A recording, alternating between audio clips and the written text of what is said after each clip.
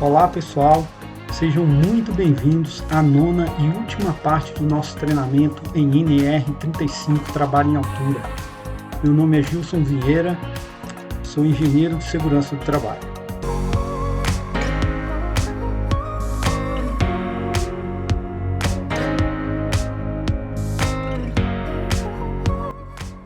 Pessoal, nessa parte nós vamos tratar sobre condutas em situações de emergência, incluindo noções de técnicas de resgate e de primeiros socorros. No finalzinho também vamos falar um pouco de responsabilidades.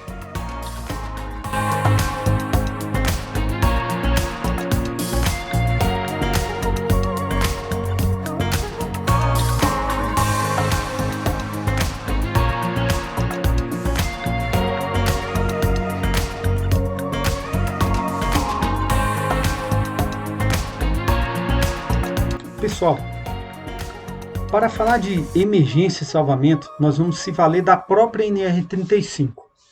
No item 35.4.5.1, a NR35 delibera que deve ser considerado em uma análise de risco as situações de emergência e o planejamento do resgate e primeiros socorros, de forma a reduzir o tempo da suspensão inerte do trabalhador.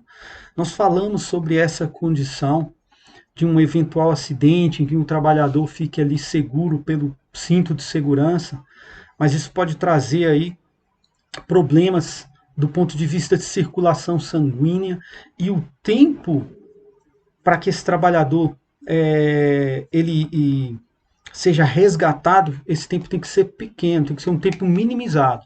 Então, por isso, é muito importante se prever todo o planejamento de resgate e primeiros socorros antes da realização de qualquer trabalho em altura. Na NR35, o item 35.6, ele trata especificamente de emergência e salvamento. Olha só, item 35.6.1, um slide mostra aqui que o empregador deve disponibilizar a equipe para respostas em caso de emergência para trabalho em altura. E aí a importância, de se elaborar um plano de atendimento à emergência. E nós vamos falar sobre isso. Já falamos que a empresa é formada de pessoas e todos nós fazemos parte de uma empresa. Então, a palavra empregador, ela delibera que a empresa deve disponibilizar uma equipe de resposta em caso de emergência para trabalhar em altura. E por meio do nosso plano de atendimento à emergência, ou pelo menos de um plano de atendimento à emergência, digamos assim, é possível nós conseguirmos aí deliberar ações que podem ser fundamentais para garantir a integridade e a vida de uma pessoa que se envolveu em um determinado acidente. Bom, discorrendo sobre esse tópico da NR 35.6, nós temos o item 35.6.1.1, que vai deliberar que essa equipe de emergência e salvamento, ela pode ser própria, pode ser externa ou composta pelos próprios trabalhadores que executam o trabalho em altura. Isso depende das circunstâncias em que o trabalho está sendo realizado, do local e de uma estratégia que deve ser adotada e descrita e comunicada a todas as pessoas envolvidas no trabalho em altura. Então, no item 35.6.3, a NR35 delibera que as ações devem constar do plano de emergência da empresa. Então, aí nós vamos falar um pouco sobre um plano de emergência. Nós vamos chamar, inclusive, de plano de atendimento à emergência, porque é importante. Todo trabalho em altura, ele, antes de ser realizado, ter sido a equipe, a empresa, ter elaborado um plano de atendimento à emergência. Por quê? A ideia da NR35, desse treinamento, foi mostrar que todo trabalho em altura ele deve ser planejado e nós, como profissionais do dia a dia de trabalho, nós temos que buscar estratégias para que o acidente não ocorra. E como que a gente consegue isso? Através de um planejamento, através de utilização dos recursos do ponto de vista de equipamentos de proteção coletiva, equipamentos de proteção individual ou até mesmo ações do tipo administrativas. Podem contribuir para que o acidente não ocorra, certo? E ou contribuem para que o acidente, se vir a ocorrer, seja de uma menor proporção.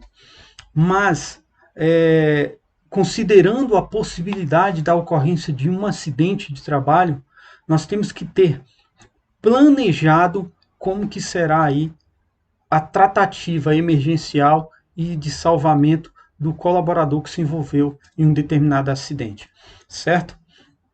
Então, olha só, explicando aí essas ações do plano de emergência, inclusive esse documento que deve ser elaborado e disponibilizado a todos os trabalhadores envolvidos, né, na atividade aí, no dia a dia de trabalho. Esse documento ele tem que conter o quê? Os procedimentos para os trabalhadores autorizados a adotá-los, se necessário, né, frente a uma situação emergencial de acidente. As medidas que vão conter no plano de atendimento de emergência, elas são diretamente relacionadas com os riscos e as condições do ambiente de trabalho, considerando áreas externas e áreas internas, a própria área do ambiente de trabalho, a própria área interna da empresa e também áreas externas a esse ambiente de trabalho, né, que podem aí interferir, né, no quesito salvamento e emergência.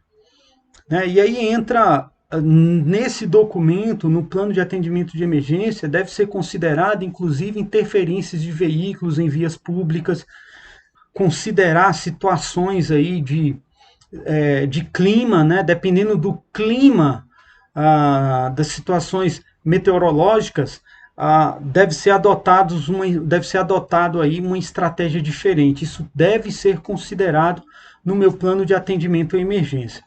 Então a ideia é um documento que aponte de forma clara quais são as ações, um passo a passo de ações que devem ser tomadas pelos colaboradores frente a uma determinada situação de emergência de acidentes. Esse é o intuito do plano de atendimento à emergência. Isso considerando, inclusive, os meios de transporte, as distâncias entre o local em que a atividade está sendo realizada e o local do hospital mais próximo. Olha só, os responsáveis de salvamento, eles devem ser capacitados a executar esse tipo de resgate e primeiros socorros, e ter aptidão física e mental, certo? A própria NR35, ela delibera sobre esses aspectos aí. Então, o plano de atendimento à emergência, ele vai contemplar, inclusive, quais são os profissionais que vão realizar o resgate e o salvamento de um trabalhador envolvido em um determinado acidente. Gente, vamos falar dessa cartilha de trabalho em altura de publicação da Secretaria de Inspeção do Trabalho. Ela traz aí uma clarificação sobre equipes de emergência e salvamento. Ela delibera, inclusive, que a equipe externa pode ser pública ou privada, ou seja, considerando que pode ser Corpo de Bombeiros, Defesa Civil, SAMU ou serviços correlatos. A utilização de equipes próprias, externas, públicas ou mesmo com os próprios trabalhadores deve considerar a eficiência de resposta. O fato é que, dependendo da localidade em que a atividade é realizada, vai se fazer necessário ali um tipo de equipe de emergência. Se essa atividade está sendo realizada distante da cidade, ou uma atividade, por exemplo, realizada em um alto mar, numa plataforma de petróleo em alto mar, realmente deve ser considerado aí uma situação em que, do ponto de vista de eficiência de resposta, atendimento a uma emergência, vai ser difícil, quanto mais distante a atividade está sendo realizada de uma cidade, mais difícil vai ser poder contar com o auxílio de um SAMU, do Corpo de Bombeiros, né, e da proximidade de recursos de um hospital. Então, isso deve ser considerado na elaboração do seu plano de emergência, tá? O plano de atendimento à emergência. Então, Olha só, ainda essa cartilha traz que a capacitação para os trabalhadores que atuam na emergência e salvamento não se confunde com a capacitação desse treinamento aqui, tá, gente? A gente vai falar aí de primeiros socorros, né? Quais são as ações, o passo a passo dos primeiros socorros, mas é importante entender que nós temos limitações do ponto de vista de atendimento, né, a uma pessoa que sofreu um determinado acidente, porque aí a melhor pessoa para socorrer é um socorrista com a formação na área de medicina. Vamos falar agora do plano de atendimento de emergência. Como elaborar um plano de atendimento de emergência? Eu vou trazer para você aqui um documento padrão que pode servir como referência para você elaborar o plano de atendimento de emergência do seu estabelecimento, para que, numa situação de emergência, vocês possam fazer uso desse documento para aumentar a eficiência de resposta em caso de acidente.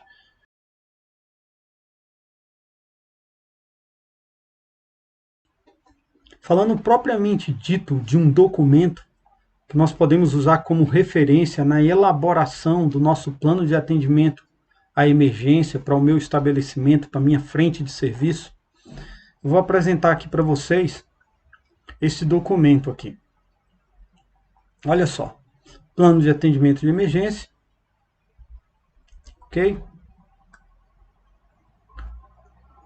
Sumário desse plano de atendimento à emergência, identificação da empresa, informações do contrato, objetivo, aplicação, definição, terminologias e abreviaturas, responsabilidade e autoridade da diretoria gerência, SESMIT, equipe de meio ambiente, no caso desse plano de atendimento de emergência aqui, brigada de incêndio e da edificação, atendimento a emergências, né? As situações de emergência, intoxicação por produtos químicos, princípio de incêndio, emergências em espaços confinados, queda em altura, choque, meio ambiente, sistemática de comunicação e hospitais de apoio, importante, comunicação interna, contatos internos, comunicação externa, contatos externos, hospitais para atendimento de emergência, kit de primeiros socorros, capacitação e treinamentos, rota de fuga, orientações finais. Então, esse documento aqui, esse plano de atendimento à emergência que eu estou mostrando aqui para vocês, é um plano mais completo. Mas é importante que, se a sua equipe de trabalho ou no seu estabelecimento, se além de trabalho em altura, é realizado outros trabalhos, inclusive envolvendo a manipulação de produtos químicos, e aí vai, é necessário que o plano de atendimento de emergência seja o mais completo possível. E ele contemple o máximo de atividades, né, que são realizadas e possíveis situações emergenciais que possam vir a ocorrer em decorrência da realização dessas atividades. Tá? E se sua equipe e se no seu estabelecimento, né, os trabalhos envolvendo riscos são trabalhos em altura, sem dúvida nenhuma é o que tem que conter, tá? É mínimo, ou seja, a própria NR35, né, delibera que eu tenho que considerar na minha análise de risco um plano de atendimento à emergência, certo? Então vamos lá. Rapidamente falando de cada tópico, identificação da empresa, você vai falar da razão social, endereço, CNPJ, ramo de atividade, telefone, né, grau de risco, CNAE, informações do contrato, se for o caso, se você tiver um contrato, né, sendo cumprido com um determinado órgão, com determinada empresa ou estabelecimento, você pode incluir no seu plano de atendimento de emergência informações do contrato. Aqui, os objetivos, né? Quais são os objetivos? Apresentar uma sistemática em caso de emergências, aplicação, a que atividades esse plano se aplica, né? Ou se ele se aplica a toda e qualquer atividade realizada no estabelecimento. Então, aqui a aplicação, as definições aí, terminologias e abreviaturas, o que é acidente, altura, arco elétrico, e aí por diante, outros pontos que podem ser abordados aí do ponto de vista de definições. As responsabilidades e autoridade, né? Qual a responsabilidade frente a uma questão de emergência da diretoria, dos gerentes?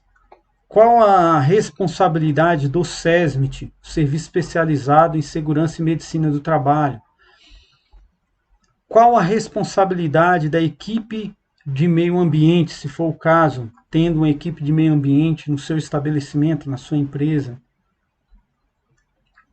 Qual a responsabilidade frente a uma determinada situação de emergência do engenheiro, do encarregado, da brigada de incêndio da edificação e dos demais colaboradores? Então, olha só, atendimento à emergência. Então, na ocorrência aí, né, de emergências, as prioridades durante essas situações devem seguir a seguinte ordem. E aqui tem uma ordem, a ordem que deverá ser seguida pela equipe frente a uma situação de emergência. Aconteceu o acidente. Poxa, qual as ações que deverão ser tomadas pela equipe, né, frente a um determinado acidente? Então, o seu plano de atendimento à emergência vai conter esse passo a passo adequado à situação e à atividade que vocês realizam no dia a dia de trabalho no seu estabelecimento. Então, situações de emergências, e aí você pode incluir por intoxicação por produtos químicos, dependendo dos produtos químicos que são utilizados aí no dia a dia de trabalho. No caso de princípio de incêndio, como que vai ser as ações adotadas. Espaços confinados, se a equipe ela realiza atividades em espaço confinado, deve ser aí definido quais são as estratégias que serão adotadas em caso de um acidente envolvendo espaço confinado, que também, geralmente, espaço confinado envolve trabalho em altura, né, gente?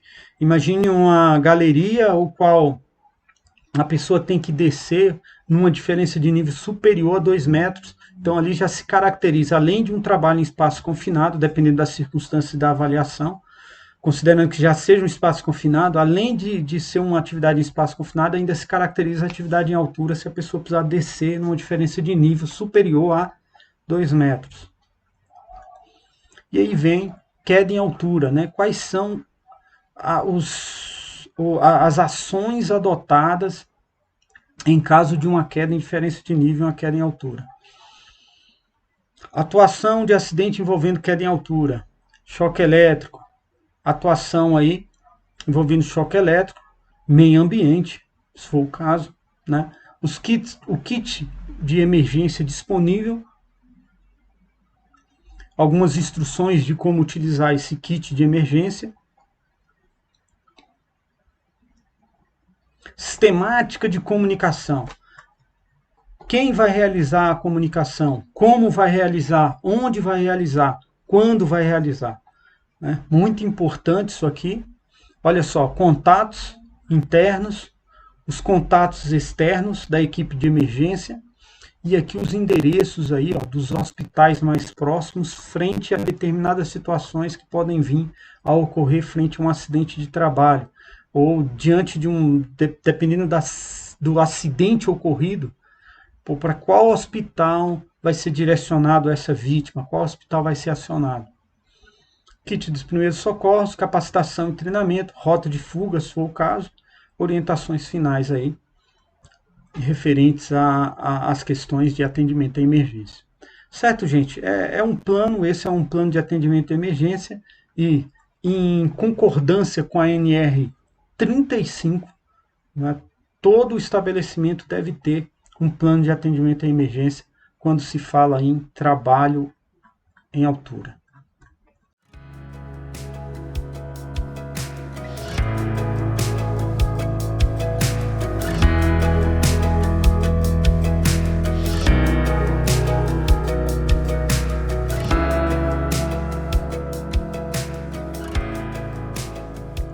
Olá, pessoal.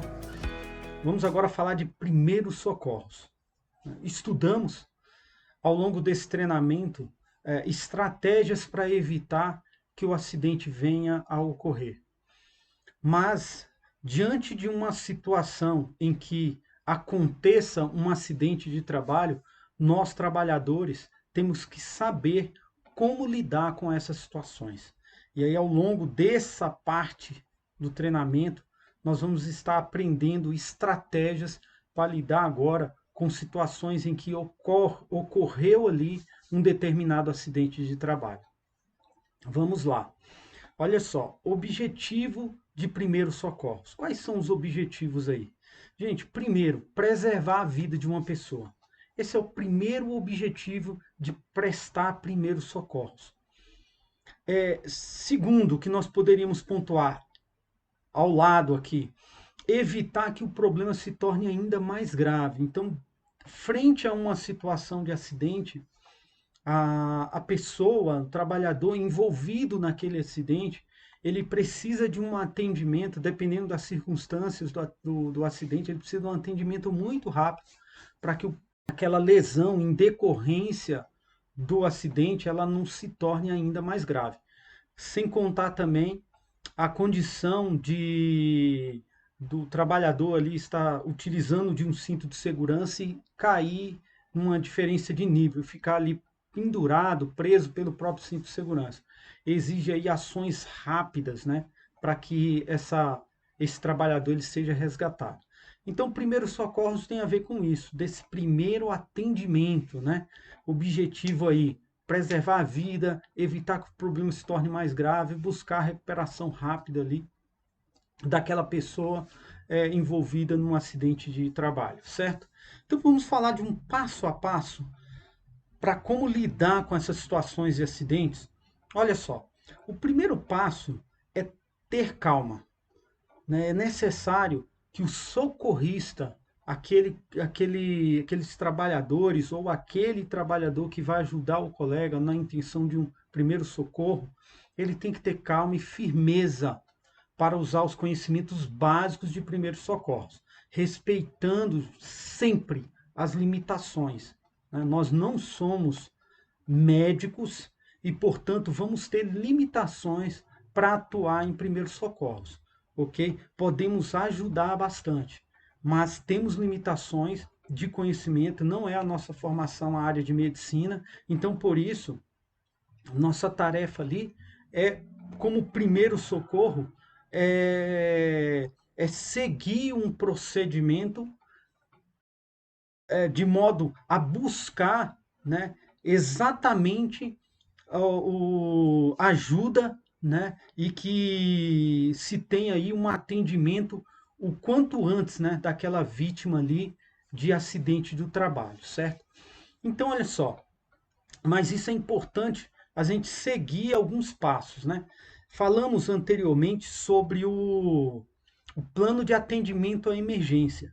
Então é importante seguir o plano de atendimento de emergência, ok? Então aqui a gente vai apresentar algumas estratégias, algumas técnicas, mas o plano de atendimento à emergência ele deve ser mandatório e deve ser seguido nessas situações de emergência, ok? Para minimizar o tempo de atendimento ao colaborador que se envolveu em acidente.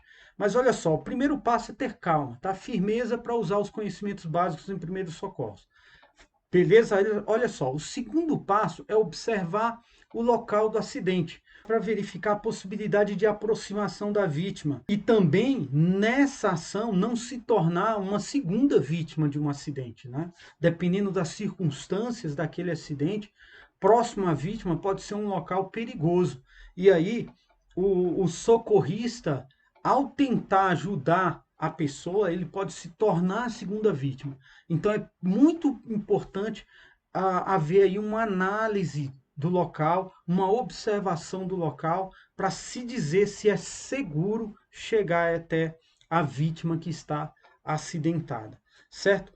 É importante entender aí, gente, que a gente vai falar sobre pedir ajuda, mas o quanto antes, dependendo da quantidade de pessoas envolvidas naquele trabalho, e ali se teve uma situação de acidente, é importante uma pessoa se preocupar em já observar o local e outro já entrar em contato com socorro, com os bombeiros ou com o serviço de atendimento médico previsto no plano de atendimento à emergência, com os brigadistas, né, da unidade em que está sendo realizado o trabalho. Então é importante assim, dependendo das circunstâncias, se tiver somente 2 colaboradores, o acidentado e um colaborador observador, aí esse colaborador ele vai ter calma, observar o local, se é possível chegar até próximo a essa vítima e pedir ajuda. Pedir ajuda para outras pessoas ali contribuírem nesse processo dos primeiros socorros, tá? Então, olha só, responda a seguinte questão: quais são as condições da vítima e do local? Né, dependendo aí das circunstâncias do acidente, é importante, inclusive, ter essas informações para repassar, né, para o serviço de emergência que está sendo acionado para contribuir aí com o resgate, com os socorros aí a esse trabalhador, certo? Isso seguindo o quê? O plano de atendimento à emergência, que deve obrigatoriamente estar elaborado antes da realização de trabalho em altura. É importante dizer, gente, também que não adianta só elaborar um plano de atendimento à emergência e deixar esse documento guardado. Esse documento ele tem que ser de conhecimento dos trabalhadores, dos profissionais envolvidos na atividade, para que eles saibam, né, seguir aquele passo a passo pré-definido para diminuir o tempo em que essa vítima do acidente vai receber aí um atendimento emergencial. Bom, vamos lá então. Condições da vítima, condições do local. Importante uma análise de forma centrada e crítica, certo? Então, gente, olha só. É importante entender que nós temos limitações. Já falei isso e vou repetir. Nós temos limitações porque nós não temos a formação para um atendimento médico. Essa não é a nossa formação, certo? Então, olha só. É importante a gente ter em mente que devemos executar procedimentos com segurança, executar ações daquilo que a gente tem certeza que é seguro realizar. Uma vez já acionado as equipes de emergência, então ali, olha só, uma observação importante é a gente evitar remover a vítima e só transportar essa vítima em último caso. Porque dependendo da gravidade do acidente, essa vítima vai ter o quê? Lesões, fraturas, e a movimentação desse trabalhador acidentado pode ocasionar aí o agravamento da lesão. Então, o que é importante? Aguardar o socorro, o atendimento emergencial no local para realizar todo o atendimento. Mas é importante ali observar alguns pontos, né? Então, assim, sinalizar o local do acidente, tá?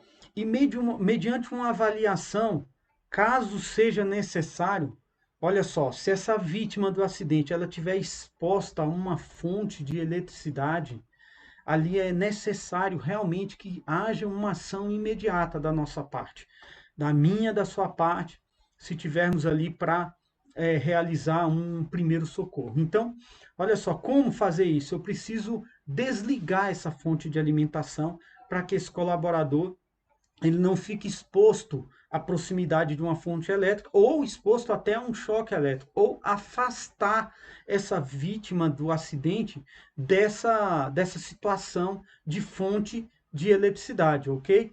Ou afastar um cabo elétrico, né, de próximo, que esteja porventura próximo à vítima do acidente. Então, preciso também fazer essa avaliação, né? E outra coisa importante, às vezes a vítima do acidente ela pode estar também próxima a uma fonte de calor. E aí eu preciso fazer o que ali? Afastar essa vítima dessa fonte de calor. Para quê? Evitar o agravamento das lesões já sofridas por esse trabalhador. Então, gente, mas para manipular a vítima, afastar ela de uma fonte, seja de uma fonte elétrica, né, de energia elétrica, seja uma fonte de calor, ou outra situação que possa potencializar os danos e as lesões já sofridas pelo aquele acidentado, para que se haja essa movimentação desse trabalhador, tem que se tomar muito cuidado, porque dependendo da situação, das circunstâncias do acidente, aquele trabalhador ele vai ter lesões ali que poderão ser agravadas por essa movimentação se ela não for feita de forma correta. Então é necessário uma correta manipulação do acidentado, ok? E é essencial isso para a qualidade do resgate. Portanto, olha só, está até no texto aqui ao lado, ó, afaste a vítima do perigo sem expor no trabalhador, né, a questões aí de novos danos. Então, olha só, essa movimentação ela tem que ser feita com muito cuidado, muita cautela. A gente já falou, peça ajuda. Solicite que alguém ligue para o socorro, informando o local do acidente, telefones de contato e a situação da vítima. Gente, aqui tem algo muito importante.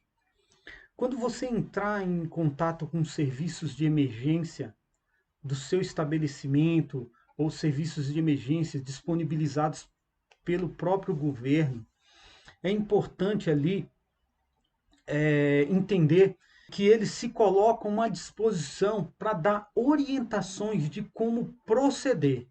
Aí daí você vai ter a oportunidade ali de explicar quais são as condições do acidente e o atendente do serviço de emergência ele vai passar algumas orientações para que essas orientações sejam seguidas e haja qualidade no atendimento aí de primeiros socorros para aquela vítima de acidente.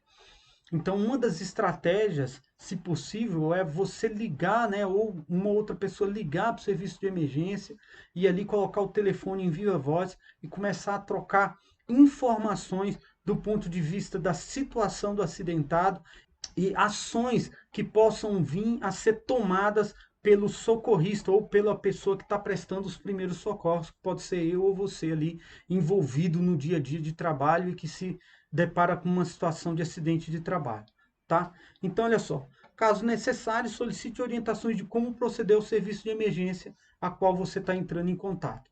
Então, outra coisa importante aí, tranquilizar a vítima.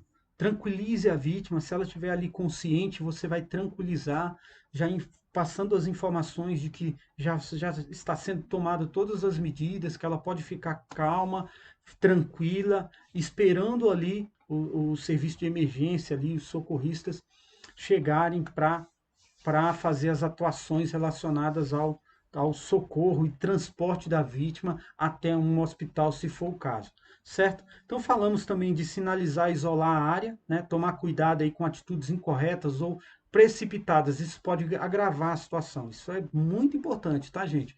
Nada de tomar atitudes precipitadas.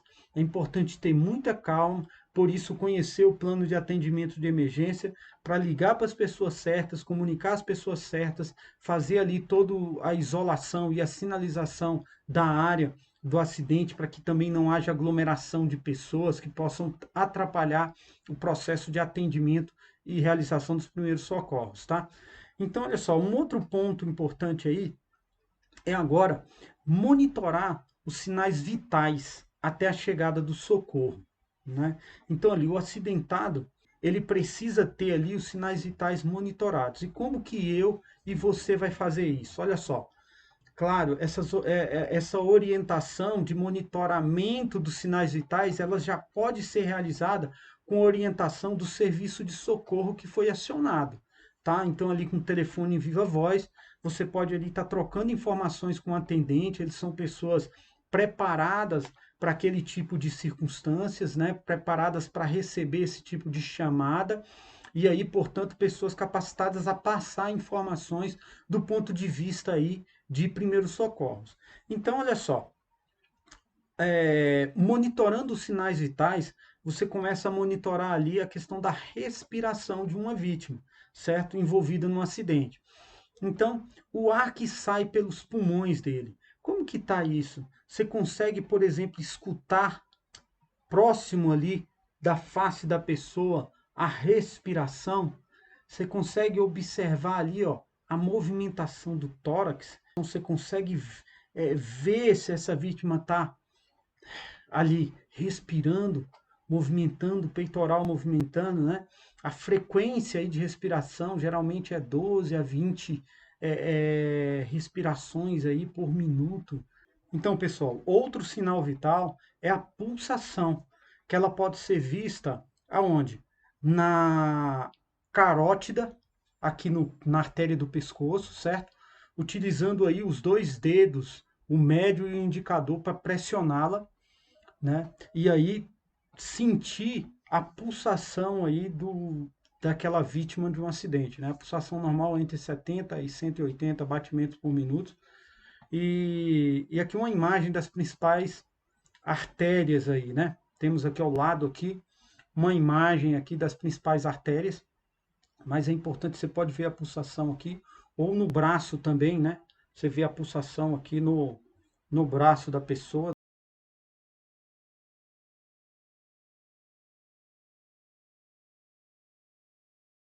O importante é essa vítima, ela tem que ter uma certa pulsação, tá bom?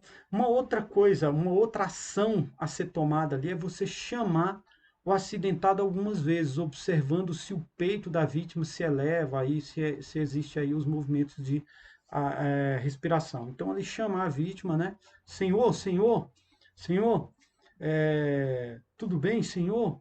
Para ver se ele responde a esse estímulo, né, de chamamento que está sendo realizado. O reflexo e a consciência devem ser testados por meio de toque, né? Ou até mesmo beliscões, né? Você pode, senhor, senhor, beliscar aqui no ombro da pessoa, né? Chamando ali o trabalhador, aquela pessoa envolvida ali em um acidente, né? Que está sendo ali submetida a um primeiro socorro. E aí sempre observando o peito, né? Para ver se há movimentação aí de respiração, ok? Então, olha só, caso não haja resposta do acidentado, significa que o mesmo está em parada cardiopulmonar e o socorrista deve iniciar uma reanimação cardiopulmonar, uma RCP, certo? Então, olha só, gente, muito atento a isso, né?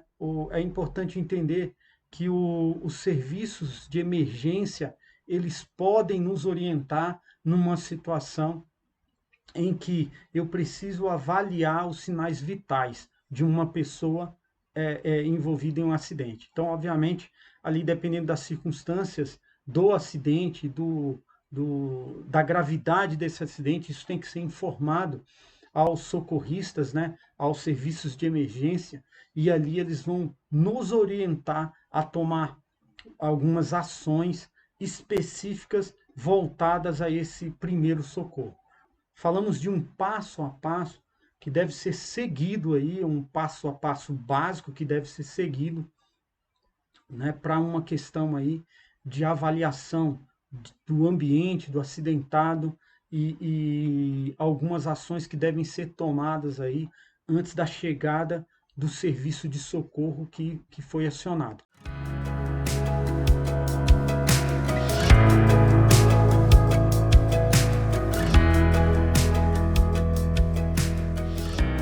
Gente, o procedimento de reanimação cardiopulmonar, ele deve ser realizado da seguinte forma: a vítima deve estar em uma superfície rígida, tá? Conforme a imagem aqui abaixo, aqui, ó, a vítima numa superfície rígida, tá?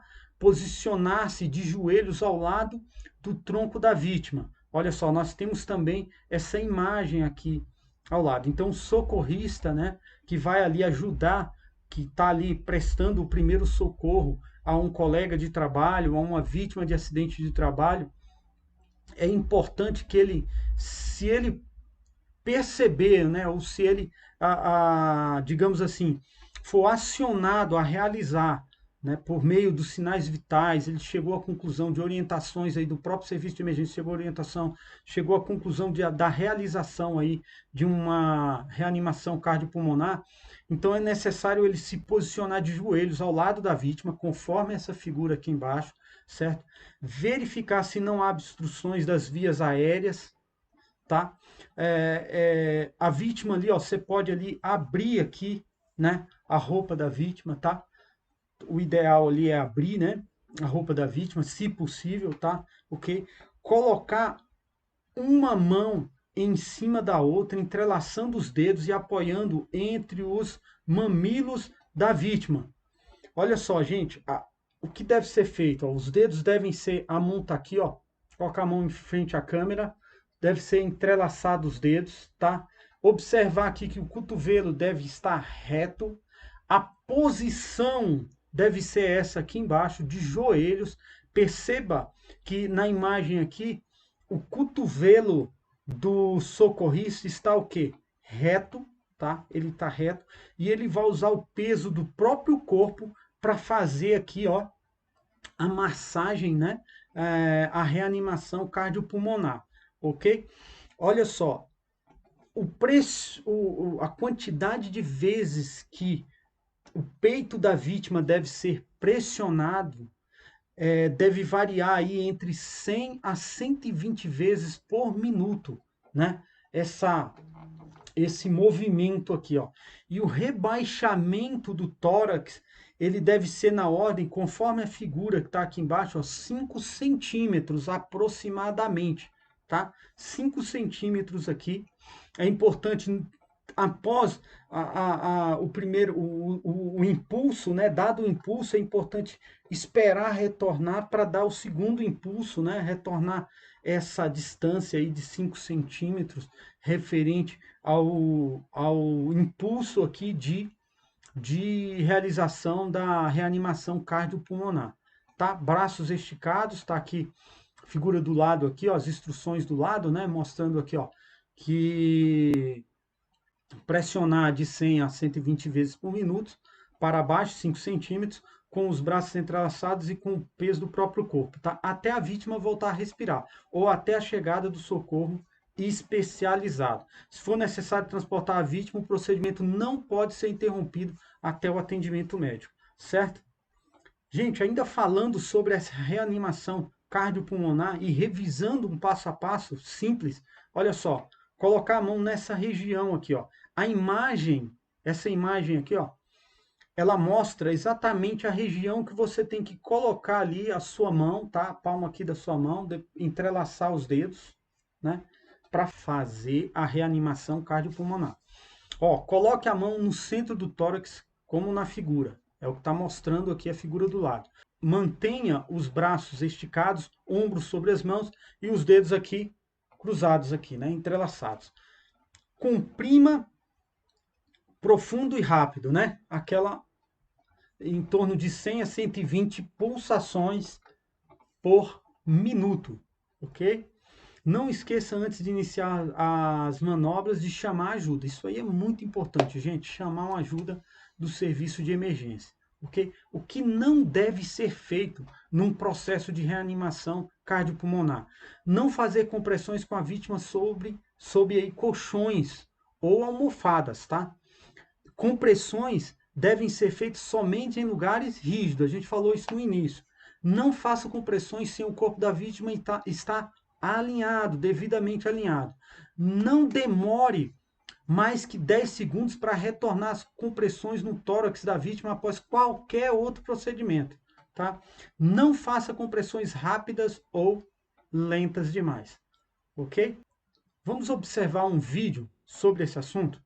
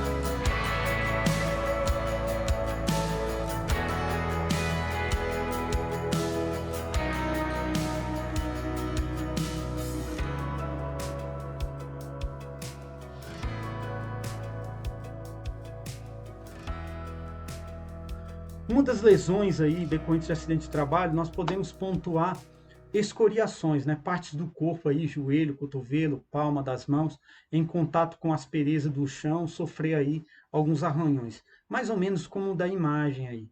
O que fazer frente a uma situação dessa? Gente, olha só. Primeiro, socorrista aí no caso, lave as mãos com água e sabão para socorrer um acidentado. Então, se você ou eu ou qualquer outra pessoa for ajudar alguém que sofreu um tipo de escoriações dessa forma, precisa primeiramente higienizar a mão, certo?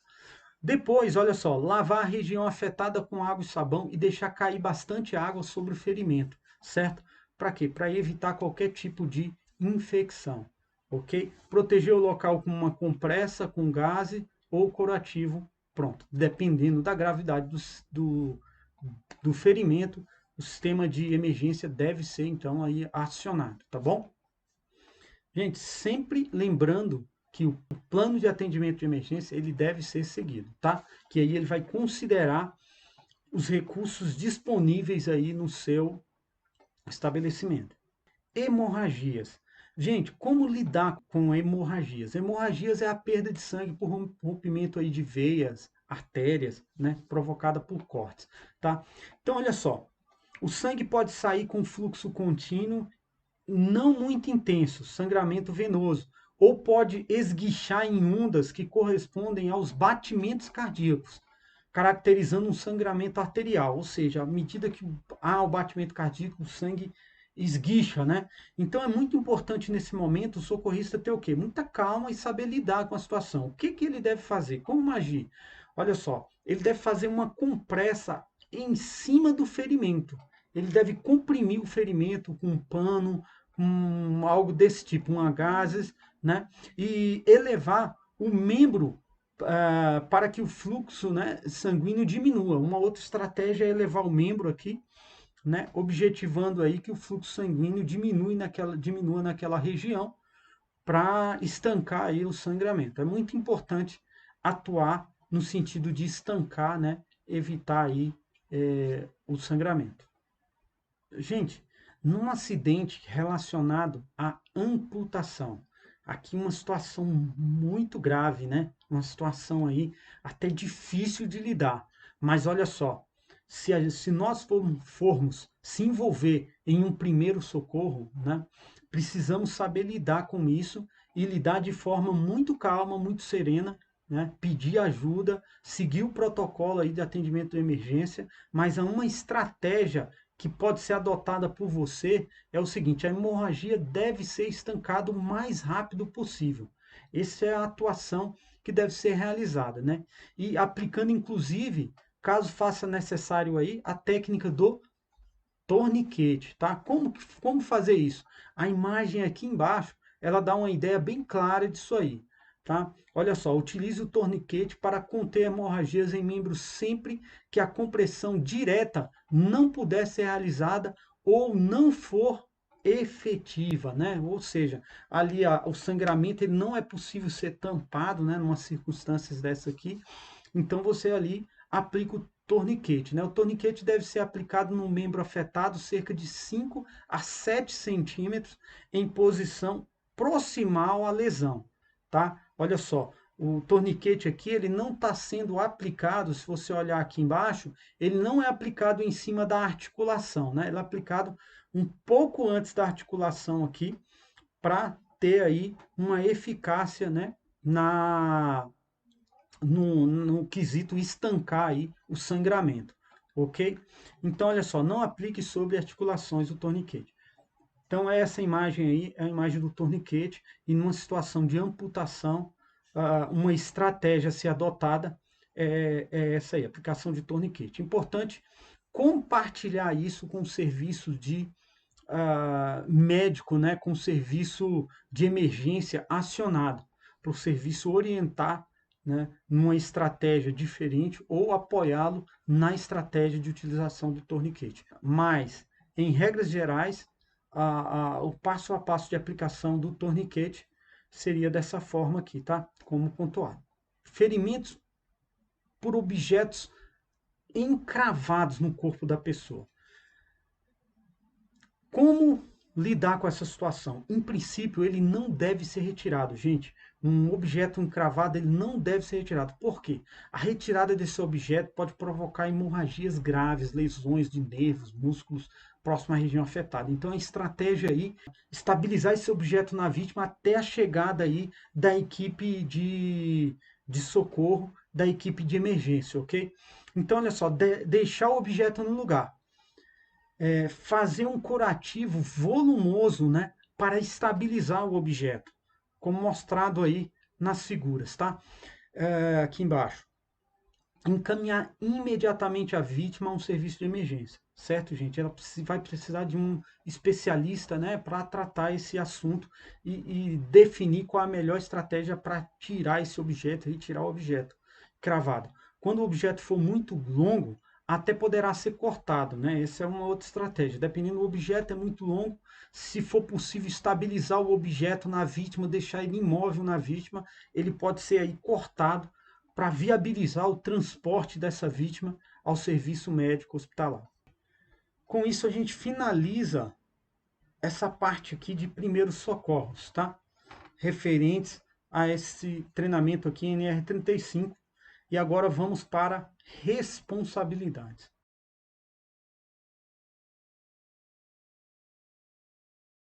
Gente, para falar de responsabilidades, primeiro eu gostaria de falar sobre imprudência, imperícia e negligência. O que são esses três tópicos aqui? Olha só, imprudência tem a ver com agir. Imperícia também tem a ver com agir. E negligência com omissão. Então vamos lá. Imprudência. Agir sem preocupação. Precipitadamente. Desproporcionalmente, gente. Olha só, a pessoa tem o conhecimento, sabe o que deve ser feito, mas aí ela não age com essa devida preocupação, né? E aí, ó, ato intencional de tocar ou aproximar-se indevidamente de condutores elétricos é um ato de imprudência, tá? Uma outra situação aí é imperícia, tem a ver com agir também, mas aí agir sem a habilidade, a experiência, o conhecimento, sem o treinamento, sem a capacitação, realizar trabalho em altura sem ter sido treinado na NR35. Então isso aí é uma ação considerada, olha só, um agir com imperícia. E um outro tópico aqui é a negligência. O que é negligência? Omitir, né, voluntariamente, falta ou demora no prevenir, deixar de alertar sobre uma condição de risco. Aqui é uma condição de negligência, né? Então, por exemplo, existe uma determinada situação de risco no ambiente de trabalho, isso não é informado ao colaborador. E aí tem, então, uma ação de forma. Pessoas ali estão negligenciando, né, essas informações ou negligenciando a realização da atividade da forma mais segura possível. Então, isso aí, gente. Prudência, imprudência, vamos falar rapidinho. Prudência é agir, mas agir o quê? De forma sem preocupação, precipitadamente. Imperícia é agir, mas sem o conhecimento devido. Negligência é o quê? É a omissão aí, né? Omissão de informações relacionadas à segurança ou, por exemplo, solicitar a um determinado colaborador que realize uma atividade e não avisar, por exemplo, a ele que ali existe ali uma situação de risco eminente, né? Por exemplo, uma abertura de laje ou a falta de um guarda-corpo, né? E aí ocorreu o acidente. Houve uma omissão aí, ou melhor, uma negligência. Foi negligenciado aí e isso resultou numa omissão de informação e, consequentemente, num acidente. Então, tenha isso em mente aí. Negligência, imperícia e imprudência, né? Na ordem aqui das figuras é prudência, imperícia e negligência. Gente, vamos falar agora das responsabilidades civil relacionados a um acidente de trabalho. Nós temos um artigo aí no Código Civil, o artigo 927, que delibera sobre isso e tem relação aí com acidente de trabalho, né? Aquele que por ato ilícito causar dano a outro fica obrigado a repará-lo, tá? Então, numa situação aí de um acidente em que houve um dano a uma outra pessoa, dependendo aí das circunstâncias desse acidente, fica obrigado, né, as pessoas ali envolvidas a reparar isso aí, né? Ou seja, reparar ali o dano causado a outra pessoa. Isso é o que delibera aí o Código Civil no artigo 927, tá? Dano material e ressarcimento. No próprio Código Civil, artigo 159, ele traz o seguinte: aquele que, por ação ou omissão voluntária, né, negligência ou imperícia, nós vimos isso. O que é negligência, o que é imperícia? Violar direito ou causar prejuízo a outro, fica o quê? Obrigado a reparar esse dano. Tá? Então, muito cuidado aí com essas ações voltadas aí à negligência e imperícia, né? Que se isso for caracterizado num processo aí de acidente, os envolvidos, culpados aí, né, envolvidos com a questão do acidente de trabalho aí, ele fica aí obrigado a reparar esse dano, tá? Existe também a questão da responsabilização criminal, tá? Que consiste aí na existência de pressupostos pelos quais alguém é chamado a responder penalmente pelo crime que praticou, né? Ou seja, a obrigação de arcar com as consequências jurídicas de um crime, né? Dependendo do tipo de acidente, né, gente? Dependendo do tipo de acidente, aconteceu algo relacionado aí até um crime, né? E aí precisa ser isso aí investigado e pontuado, tá? O artigo 132 aí do Código Penal, né? Ele vai trazer que expor a vida ou a saúde de outro a perigo direto e iminente, olha só, pena de detenção de 3 meses a 1 ano, se o fato não constitui crime mais grave, certo?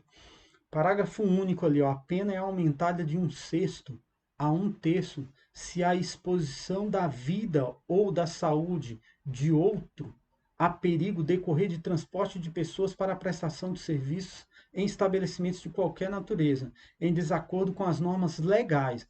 E aqui eu aponto aqui, gente, olha só, um exemplo clássico é transporte de pessoas, né, em carroçaria de carro. Tá? Isso é proibido por lei e aí a pessoa pode ser responsabilizada aí criminalmente por uma situação dessa se uma pessoa vir a se acidentar gravemente e até perder a vida, né? Olha só, a pessoa pode pegar uma detenção aí, certo? Então, muito cuidado, tá? Responsabilidade solidária. Olha só, conforme a leitura aí do artigo 264 do Código Civil, será solidária quando uma mesma obrigação houver mais de um responsável pelo cumprimento. Então, é importante observar, né, que existe uma questão aí de responsabilização solidária entre empresas, entre pessoas que ali, de alguma forma, né, negligenciam, né, agem com imperícia ou imprudência e acontece uma situação aí de um acidente de trabalho. E vamos colocar num caso mais grave a perda até da vida da pessoa. Então as pessoas podem assim, sim, de forma solidária responder, né, por essa situação, ou seja, mais de uma pessoa, mais de uma empresa, né, dependendo das circunstâncias ali em que aquele serviço está realizado. Então existe aí, gente, toda uma responsabilização, né, por meio aí da legislação brasileira quando se trata aí de acidentes de trabalho. Ainda se valendo do Código Civil, olha só, artigo 942. Os bens do responsável pela ofensa ou violação do direito de outro ficam sujeitos à reparação do dano causado. E, se a ofensa tiver mais de um autor, todos responderão solidariamente pela reparação. Ok, gente? Olha só, nós não somos de aço. Cuide-se. E aqui embaixo nós temos algumas imagens muito fortes, né, de acidentes aqui de trabalho, tá? Pessoal, olha só. Quero encerrar esse treinamento deixando para você aqui uma reflexão. Gente, no dia a dia de trabalho, nós se deparamos com diversas situações em que somos levados aí, por vezes, a querer deixar de usar o equipamento de proteção, a querer deixar de usar uma proteção em um determinado equipamento. E aí é importante lembrarmos que nós não somos de aço. Se acontecer algo conosco, né, certamente essa ferida vai doer muito. Essa ferida vai trazer danos ao nosso corpo, por vezes irreversíveis. Mas cabe tanto a você quanto a mim usarmos de autorresponsabilidade no nosso dia de trabalho. E autorresponsabilidade no sentido de não se expor.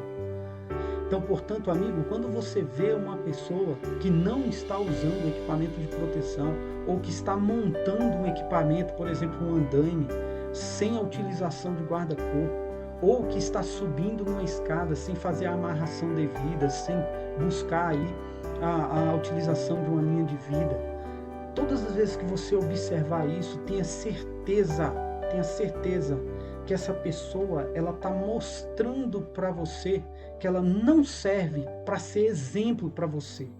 Ela está exatamente dando essa informação. Olha, eu não sirvo para ser exemplo, tá?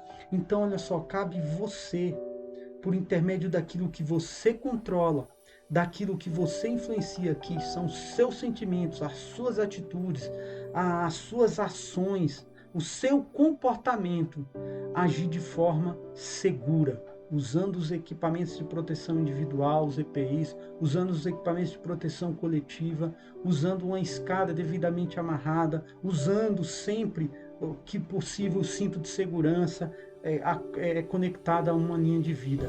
Ou seja, cuidando para que você não se envolva em um acidente. Escolha trabalhar com segurança. Muito obrigado e até o próximo treinamento. Nós não somos de aço. Cuide-se. Forte abraço.